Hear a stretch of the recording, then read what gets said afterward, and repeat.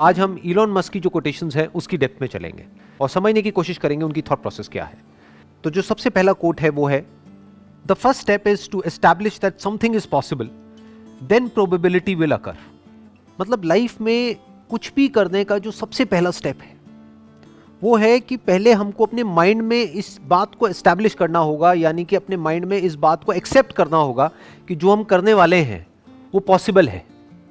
अगर पहले ही हमको डाउट है कि वो पॉसिबल भी है या नहीं है, तो उसके बाद हम कुछ भी कर लें उसका कोई फायदा नहीं है, वहां पे रिजल्ट नेगेटिव ही आएगा, यानी रिजल्ट सही आ ही नहीं सकता। फॉर एग्जाम्पल, आप एक ऐसे बैकग्राउंड से हो जहां पर ज्यादा कुछ किसी ने अचीव नहीं किया है, या एक ऐसे बैकग्राउंड से हो जहां पर के जो आपके जो दोनों पेरेंट्स हैं उन्होंने सिर्फ जॉब करी है, कभी बिजनेस नहीं किया है। तो जैसे ही आप अपने बेस पर कोई बिजनेस करने के बारे में सोचोगे भी तो सब डरने लग जाएंगे। सब आकर के आपको क्या कहेंगे कि नहीं नहीं बहुत मुश्किल है, नहीं हो सकता, नहीं हो सकता, नहीं हो सकता, पॉसिबल ही नहीं है। तो वो कह रहे हैं पॉसिबल नहीं है, वो प्रॉब्लम नहीं है। पहले आपके खुद के माइंड में आना चाहिए कि ये पॉसिबल है, तब अगर आप बिजनेस करो तो वो बिजनेस करने का कोई फायदा है। अगर आपके खुद के भी माइंड में डाउट है कि पता नहीं ये हो भी पाएगा या नहीं हो पाएगा, तो फिर आपके फेलियर के चांसेस बहुत ज्यादा है। वंस यू अंडरस्टैंड कि ठीक है अभी तक किसी ने नहीं किया है, अभी तक नहीं हुआ है, पास्ट में नहीं हुआ है, लेकिन इसका मतलब ये नहीं है कि फ्यूचर में भी नहीं हो सकता है। मुश्किल हो सकता है लेकिन पॉसिबल तो है। हो सकता है बहुत ही मुश्किल हो वो करना, क्योंकि जो बंदा जो बिजनेस बैकग्राउंड से है उसको तो पूरा पीछे से सपोर्ट मिलने वाला है, उनके पास में नॉलेज भी है, एक्सपीरियंस भी है, पैसा भी है। इस बंदे के पास में ना तो नॉलेज है, ना एक्सपीरियंस है, ना पैसा है, ना सपोर्ट है घर वालों का। तो इसका मतलब क्या है कि इसको मुश्किलें उससे 1000 गुना ज्यादा आने वाली है। लेकिन अगर वो एक्चुअल में करना चाहता है तो पहले उसके माइंड में ये थॉट प्लांट होना बहुत जरूरी है कि पॉसिबल है। Then there is a probability कि हो सकता है वो सक्सेसफुल हो जाए। बिल्कुल इस तरीके से है कि अगर हम अपने घर से ये सोच करके निकलेंगे कि कहीं मेरा एक्सीडेंट ना हो जाए, एक्सीडेंट ना हो जाए, एक्सीडेंट ना हो जाए, पता नहीं मैं वहां पहुंच भी पाऊंगा या नहीं, तो पक्का उसका एक्सीडेंट होगा, क्योंकि वो बहुत डरा हुआ है। तो डर करके चलाएगा तो काम काम करके चलाएगा, तो नहीं भी एक्सीडेंट होना होगा तो हो जाएगा। तो वो 1 से लाख वहां पे नहीं पहुंच सकता। बट उसके माइंड में अगर ये क्लियर है कि नहीं नहीं कोई बहुत बड़ी बात नहीं है, वहां मैं पहुंच सकता हूं। हाँ, हो सकता है रास्ते में बहुत प्रॉब्लम्स आएंगी, ट्रैफिक जैम होगा, ये होगा, वो होगा, हो सकता है मेरे से जल्दी कुछ लोग पहुंच जाए, मैं थोड़ा लेट पहुंच जाऊं, लेकिन मैं पहुंच सकता हूं। वंस दैट इज क्लियर, अब अगर वो ड्राइव करे तो उसमें एटलीस्ट एक कॉन्फिडेंस होगा, और कोई प्रॉब्लम आई तो और अच्छे से कॉन्फिडेंस से उसको फेस कर पाएगा। तो जब भी आपको कुछ ऐसा करना है जो पास्ट में नहीं हुआ है, दैट कुड बी एनीथिंग, छोटे से छोटा, बड़े से बड़ा, तो सबसे पहले माइंड में इसको एक्सेप्ट करना पड़ेगा कि it is possible. Then probability will occur. अब इसका क्या मतलब है? मतलब अगर आपने अपने माइंड में एस्टैब्लिश कर भी लिया है कि ये पॉसिबल है, क्या इसका मतलब ये है कि आपको उसमें सक्सेस मिलनी ही मिलनी है? नहीं। चाहे कोई भी काम हो, छोटे से छोटा या बड़े से बड़ा, वहां पर प्रोबेबिलिटी काम करती है। We can't be 100% sure under any circumstances in anything. एक प्रोबेबिलिटी ऑफ फेलियर हमेशा रहता ही रहता है। मान लो कोई मशीनरी है, उसको ऑपरेट करने का एक तरीका है, उसकी एक मैनुअल है, और उसको उसी तरीके से ऑपरेट कर रहे हो जैसा कि बताया हुआ है, तब जो आपकी सक्सेस की प्रोबेबिलिटी है that could be 99.99%। It can't be 100%, क्योंकि हो सकता है मशीन बंद पड़ जाए किसी और रीजन से। बट वो प्रोबेबिलिटी भी तभी काम करती है जब आपके माइंड में एस्टैब्लिश हो चुका हो कि इट इज पॉसिबल, मैं इस मशीन को ऑपरेट कर सकता हूं। जैसे इसका सबसे अच्छा एग्जाम्पल इंडिया में हम अपने घरों में देखेंगे। जैसे कोई भी ऐसा गैजेट होता है जो थोड़ा सा भी कॉम्प्लिकेटेड होता है, कोई नया स्मार्टफोन आया है या कोई नए फीचर्स आए हैं, तो जो एक पर्टिकुलर एज पे लोग हैं, 50 साल, 60 साल, 70 साल, वो कैसे घबरा जाते हैं उसको देख करके। और जो छोटे बच्चे होते हैं वो कितनी जल्दी सीख लेते हैं। क्यों? क्योंकि उनके दिमाग में ये थॉट नहीं है कि ये इम्पॉसिबल है। इनफैक्ट अगर ध्यान से इस कोटेशन को ऑब्जर्व करोगे तो इसकी भी जरूरत सिर्फ तब है जब हमारे दिमाग में ये बैठा हो कि ये इम्पॉसिबल है, नहीं तो इस थॉट की भी जरूरत नहीं है कि ये पॉसिबल है। एक बच्चे के माइंड में तो ये बैठा ही नहीं है कि ये काम करना इम्पॉसिबल है, तो उसके लिए सब कुछ पॉसिबल है। बट जो बड़े हैं उनके माइंड में क्या बैठा हुआ है? मेरे लिए बड़ा मुश्किल है, अरे भाई मुझे ये सब समझ नहीं आता है। तो उनके माइंड में इम्पॉसिबल बैठा हुआ है, तो उनके माइंड में एस्टैब्लिश करना पहले जरूरी है कि भैया आपकी एज ज्यादा है, आपके पास में एक्सपीरियंस ज्यादा है, आपके पास में दिमाग उस बच्चे से ज्यादा है, तो आप क्यों नहीं कर सकते अगर वो बच्चा कर सकता है तो उसके माइंड में एस्टैब्लिश करना पड़ेगा कि ये पॉसिबल है। बच्चे के माइंड में एस्टैब्लिश करने की जरूरत ही नहीं है। बच्चे को आप कहोगे कि पॉसिबल है इसे आपको ऑपरेट करना, वो कहेगा क्या बोल रहे हो, कह रहे मेरे लिए तो वैसे ही सब कुछ खेल है। कहते मैंने कहा कब कि इम्पॉसिबल है, तो मुझे आप क्यों कह रहे हो कि पॉसिबल है? समझ गए ना? ये आसान वर्ड की जरूरत कहां पर है? जिसके दिमाग में बैठा हो कि ये मुश्किल है, जिसके लिए वैसे ही सब कुछ आसान है, उसको इस वर्ड की जरूरत तक नहीं है कि आसान है. Next quote is, I think it is possible for ordinary people to choose to be extraordinary. इसमें जो वर्ड है ना जिस पे ध्यान देना है वो है चूज. मतलब क्या कहा जा रहा है दूसरे वे में, कि हर वो इंसान जिसको हम एक्स्ट्रा ऑर्डिनरी बोलते हैं, जिसने भी कुछ एक्स्ट्रा ऑर्डिनरी अचीव किया है, होते सारे ऑर्डिनरी हैं.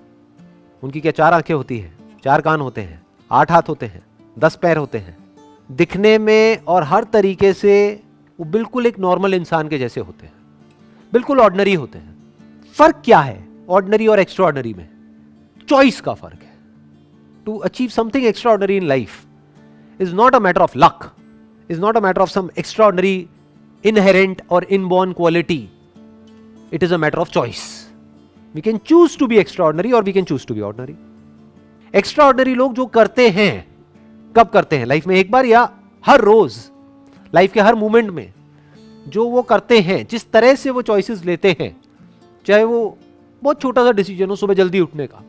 इनफैक्ट ऐसे बहुत सारे सर्वेज हुए हैं जहां पर ये देखा गया है कि जिन भी लोगों ने कुछ एक्स्ट्राऑर्डिनरी लाइफ में अचीव किया है वो सुबह जल्दी उठते हैं. तो अगर आप भी सुबह जल्दी उठते हैं, इसका मतलब ये नहीं कि आप एक्स्ट्रा ऑर्डिनरी हो जाओगे, क्योंकि एक्स्ट्रा ऑर्डिनरी होने के लिए और भी 100 काम करने पड़ेंगे. लेकिन उन 100 में से एक क्या है? सुबह जल्दी उठना. सुबह जल्दी उठ करके अपने दिन को प्लान करना, ये देखना कि इस दिन को मैं मीनिंगफुल कैसे बनाऊं, कि आज मैं क्या अलग करने वाला हूं, या आज के दिन को प्रोडक्टिव कैसे बनाऊं. If you choose to wake up early in the morning, क्यों? क्योंकि वो करना सही है, तो ये आपको ऑर्डिनरी से थोड़ा सा एक्स्ट्रा ऑर्डिनरी बना देता है. और थोड़ा थोड़ा करके बंदा ज्यादा एक्स्ट्रा ऑर्डिनरी होता चला जाता है. 90% से ज्यादा लोग क्या करते हैं, वो वेट करते हैं एक ऐसे मोमेंट का जब अंदर से एक फीलिंग आए एक काम को करने की, तब मैं वो काम को करूंगा. और मजे की बात क्या है, वो फीलिंग कभी नहीं आती. सही काम करने की फीलिंग कब आती है? कभी आती है. और गलत काम करने की फीलिंग लाने की हमको जरूरत ही नहीं है, वो आती ही रहती है. अच्छा हेल्दी खाने की कभी फीलिंग आ सकती है अंदर से, या टेस्टी खाने की फीलिंग आएगी, चाहे वो अनहेल्दी भी हो. एक्सरसाइज करने की क्या कभी किसी के अंदर फीलिंग आ सकती है? नहीं आती है. तो अगर फीलिंग नहीं भी आ रही है, तब भी अगर वो बंदा चूज करता है कि मुझे एक्सरसाइज करना है, इसलिए नहीं कि मेरे को बड़ा मजा आ रहा है एक्सरसाइज करने में, इसलिए कि वो तो करना ही है. That is a matter of choice. अब ये चॉइस किसके बेसिस पे होती है? 2 बेसिस पे हो सकती है. एक, जो आपकी फीलिंग्स है, इमोशंस है, उसके बेस पे, जो आपको आगे नहीं बढ़ने देगा, किसी हालत में आपको आपके कंफर्ट जोन से बाहर नहीं निकलने देगा. दूसरा हो सकता है आपकी विल पावर के बेस पे. मतलब अगर दूसरे वे में बोला जाए कि अगर आप लाइफ में एक्चुअल में एक्स्ट्राऑर्डिनरी बनना चाहते हो या कुछ एक्स्ट्राऑर्डिनरी करना चाहते हो, तो आपकी विल पावर बहुत स्ट्रांग होनी चाहिए. इच्छा शक्ति, कि मेरी फीलिंग्स ये कह रही है मत कर, लेकिन मेरी इच्छा है इसको करने की. तो उस इच्छा में इतनी शक्ति होनी चाहिए कि वो हावी हो जाए आपकी सारे के सारे डर के ऊपर, कि उस डर के बावजूद भी आप वो कर पाओ. अब ये इच्छा शक्ति क्या है? It is a matter of choice. आपके ऊपर है, आप अपनी इच्छा को कितनी शक्ति दे सकते हो. ये भी तो एक चॉइस ही है ना, कि आपकी इच्छा में कितनी शक्ति है. अपने आप में किसी की इच्छा में कोई शक्ति नहीं होती है, पर जो भी आप करना चाहते हो, जो भी आपका डिजायर है, अगर उसको आप स्ट्रांग करते चले जाओ, करते चले जाओ, करते चले जाओ, करते चले जाओ, यानी कि अगर आपका डिजायर स्ट्रांग है आपकी फीलिंग से, तो आप उस काम को कर जाओगे. तब आप कुछ ऐसे डिसीजंस ले सकते हो कि आगे जाकर के कुछ एक्स्ट्राऑर्डिनरी कर सकते हो. Next quote is, when something is important enough you do it even if the odds are not in your favour. जब कोई काम करना बहुत ही जरूरी होता है, तब आप वो काम करते हो. यहां ये नहीं कहा जा रहा कि तब आपको वो काम करना चाहिए, ये कहा जा रहा है कि यू डू इट, तब आप वो काम कर देते हो, even if the odds are not in your favour. मतलब कि आपको पता है कि आपके सक्सेसफुल होने के चांसेस बहुत कम है उसके अंदर, फिर भी आप वो काम करते हो, फिर भी आप रिस्क लेते हो. मतलब आपको पता है कि उसमें बहुत रिस्क है, फिर भी आप करते हो. कब करते हो?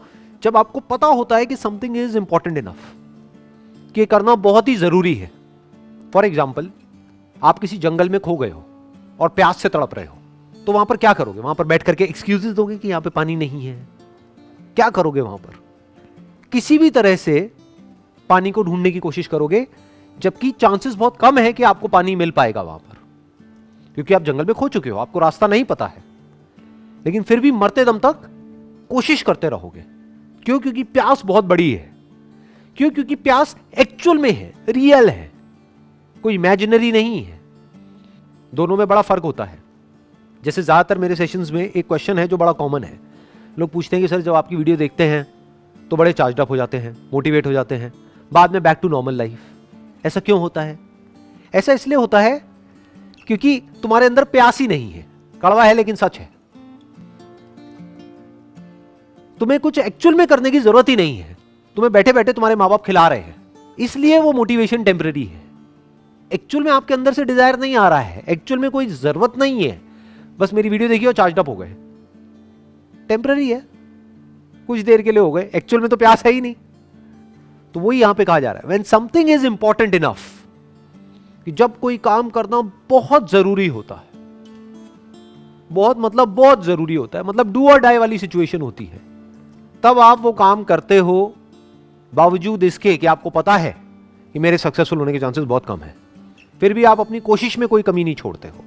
अगर इस कोट के कॉन्टेक्स्ट को हम समझने की कोशिश करेंगे ना, तो हमको इलॉन मस्क का जो भी बैकग्राउंड है उसको समझना पड़ेगा कि उन्होंने एग्जैक्टली क्या किया, कैसे कैसे काम करे।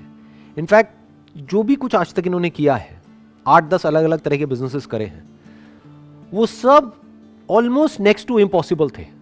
वहां पर सक्सेसफुल होने के चांसेस बहुत ही कम थे। और सिर्फ आज तक जो किया वो ही नहीं, अभी भी जो कर रहे हैं उसमें सक्सेसफुल होने के चांसेस बहुत ही कम है, लेकिन फिर भी he is going for it. क्यों? क्योंकि वो करना जरूरी है। किसके लिए जरूरी है? इलॉन मस्क के लिए, खुद के लिए जरूरी नहीं है, क्योंकि he is already a billionaire. Humanity के लिए जरूरी है। फॉर एग्जांपल इलेक्ट्रिक कार्स या फिर एनर्जी एफिशिएंट कार्स, ये बनानी बहुत जरूरी है ताकि पोल्यूशन कम हो, ताकि ग्लोबल वार्मिंग का हम सोल्यूशन निकाल सके। तो ये करना जरूरी है।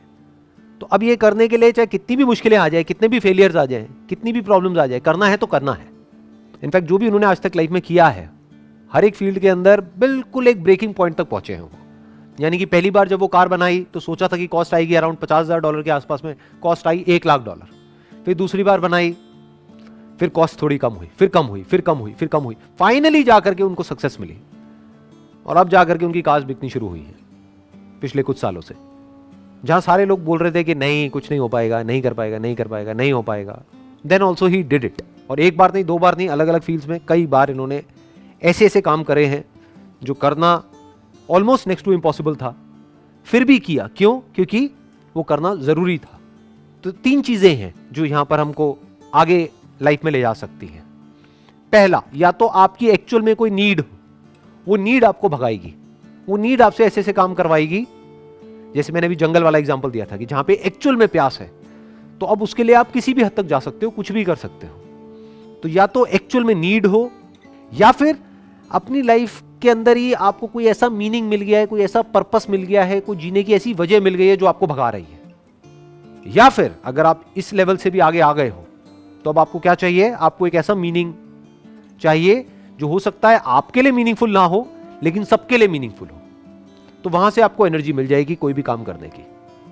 फॉर एग्जाम्पल, ये जो अभी मैं सेशंस कर रहा हूं, इसके पीछे क्या मोटिव है, किस लिए कर रहा हूं?